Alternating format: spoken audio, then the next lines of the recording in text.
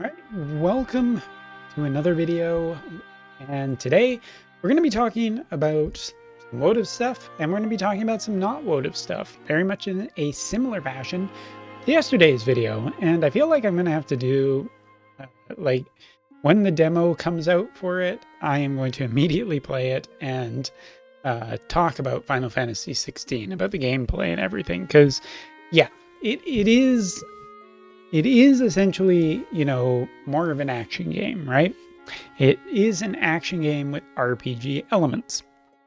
And it is the combat producer, basically the guy who's done a ton of work on DMC, Devil May Cry. And I don't know, you read some previews and it says that it's not exactly Devil May Cry, even though it kind of looks like it. And that's the way some of the gameplay trailers have done, but more on that later. Let's talk about Wotv Global first, and then we'll talk about something else this evening. All right, so first off, Global this week is getting Viga, the next of the Another Story 2 characters, and getting closer and closer towards the end of it.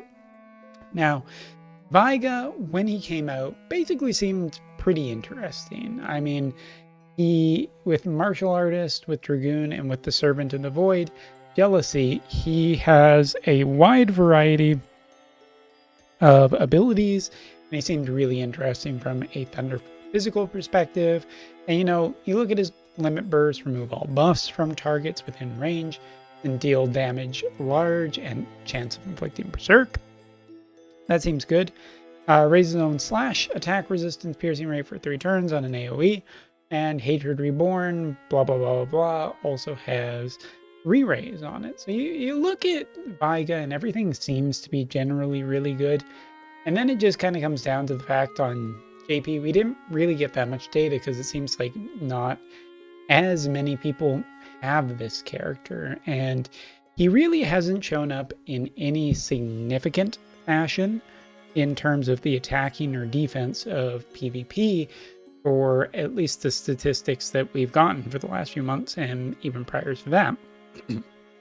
Now, obviously, JP's has gone through a little bit of a Thunder renaissance with both Lightning and Bridal Alaya really kind of vying for a good amount of cost on a Thunder Elemental team. And the third position, if you have 2 DPSs, is usually a tank, and that seems to be working out fairly well for Thunder.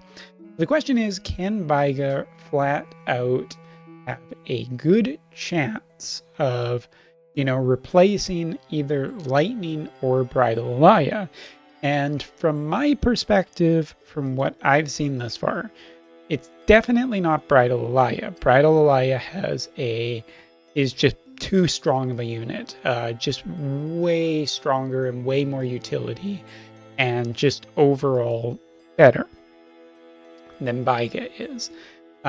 There's also one other thing that's a big, strong consideration. Bridal Alaya, at least on JP right now, has an incredibly fast raising because they've given a whole bunch of bonuses for this character. Like, you can get triple the hard shard farms. There's more chance of her shard showing up in the shop, yada, yada, yada. Basically, the point being that, raising this character is much faster, and she's a permanent unit where Viga is not. So, and even then, Bridal Alaya, I guess what I'm trying to get at here, is not going to be replaced by Viga. So then the question, do you want another 100 cost party, or would you rather Lightning? Well, so let's take for just granted that probably Alphonse or some tanking unit is going to be rather important for this new type of Lightning composition. Well, looking at Viga's main kit, he doesn't really have an exorbitant amount of range. He does have Dispel Auto Revive, which is something that this character can actually give to other characters, which is already incredibly valuable. Strike resistance and magic resistance. Laia can also do some of that, also giving him a chance for Auto Revive.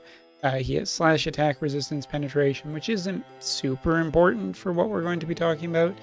And then 100% hit chance, which is very good, but from at least all the testing I've seen so far, Bridal Alaya and Lightning with their upgrades to 140 are pretty damn accurate, so I'm not super worried about 100% hit chance.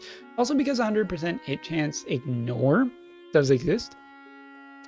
And then we have reduced physical damage taken. He does have a 70% barrier, and he can inflict paralyze. And then just, martial artist gives him chance to ignore fatal damage, which in combination with re-raise is obviously very strong and very powerful. But at the end of the day, Viga is still, to me, from where we are on JP, seeming like he is a fairly easy skip for most people who aren't looking for just a really cool axe unit, because he looks really cool, and axe units just don't happen that often. Berserk is definitely a play that you can make with this character. You can look at Devotion Renditive just being potentially on with other strong slash units in the Thunder, which is not necessarily like an inconceivable thing. And Hatred Down, again, Reborn and Immortal Spirit on a single unit is very powerful. But as for JP, it seems like it was just never enough to really get him there. Thunder Magic was kind of more where you would be trying anyway. And then last but not least is just the fact that, Thunder Physical just hasn't been there for a while and hasn't really been needed, and is only seemingly now on JP to becoming a thing.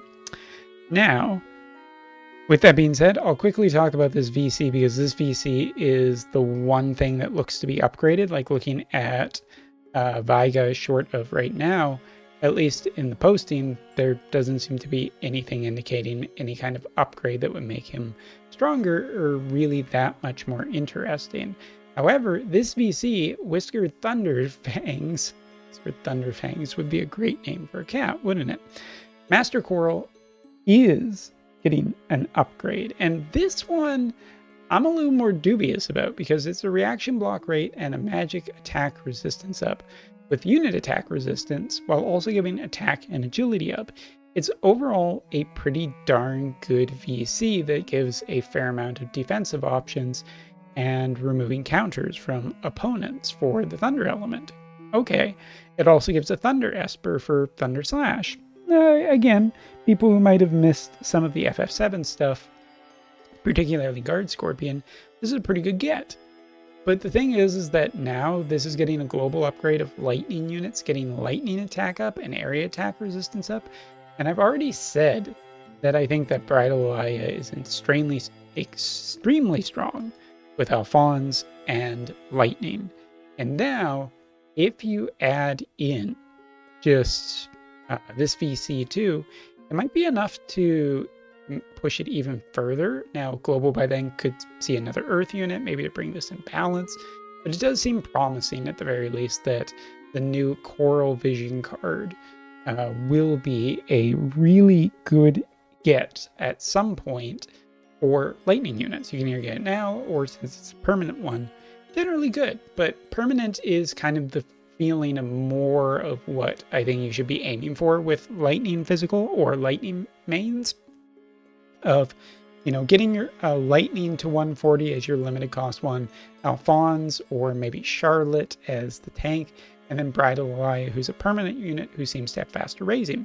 So basically, yeah, that's my recommendations for this. I don't think Viga is worth it for most people because it's another 100 limited cost and it's not a permanent unit. So just take a break from that, especially if you're totally burnt out.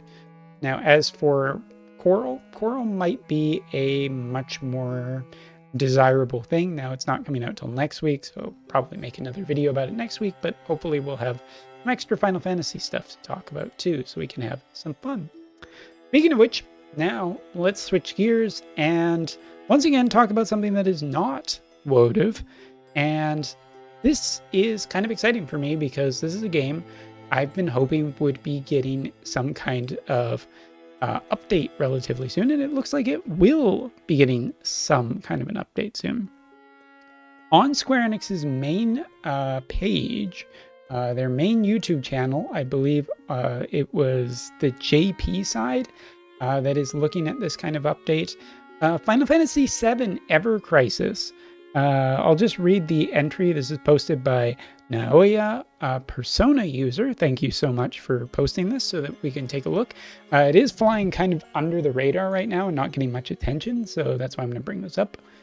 I don't know, give him some karma or something if you see him on the Final Fantasy VII mobile subreddit.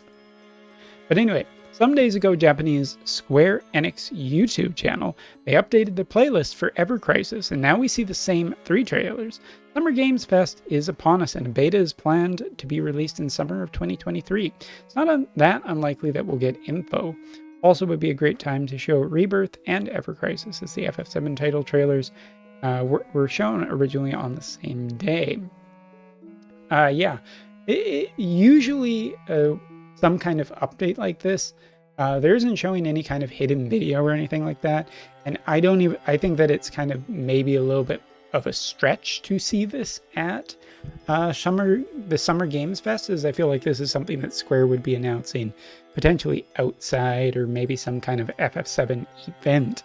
But either way, the as we talked about yesterday, Final Fantasy VII Rebirth seems to be counting down towards June 8th, which would be the Summer Games Fest, and a trailer there would definitely be hype. Now, Ever Crisis could also get a trailer there.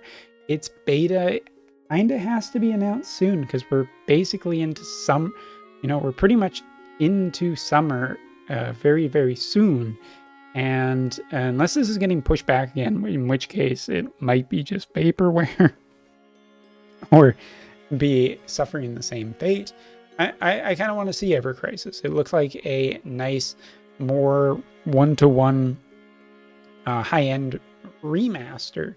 Of course, it'll have like gacha elements and whatnot, but it is more of I think it is supposed to be a turn-based or SRP, turn-based RPG and everything like that. So I'm kind of hoping that this is a good sign that Ever Crisis will get a new trailer, the beta announced, and we'll be able to play it and do some content on it soon, as I am still interested in it and still kind of curious to see what has become of this game and whether or not it will, maybe bridge the gap while we're waiting for Rebirth to come out. Anyway, everything kind of is pointing towards this week of stuff happening, and regardless of if Ever Crisis it shows up at Summer Games Fest, we might just see a trailer soon anyway. So thanks so much for watching. Hope you enjoyed this video, and yeah, see you next time.